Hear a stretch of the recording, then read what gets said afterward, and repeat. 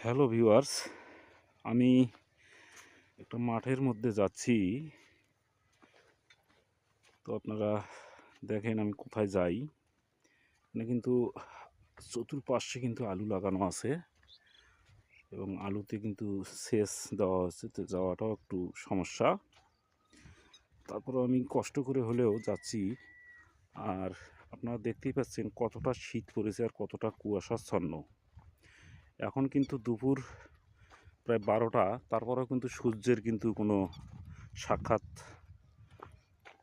হচ্ছে না। চতুর্দিকে কিন্তু কুয়াশাচ্ছন্ন, আপনারা দেখতেই পাচ্ছেন। ১০০ গজের বাইরে তেমন কিছু দেখা যাচ্ছে না। আর মাঠে অসংখ্য লোকজন কিন্তু আলুর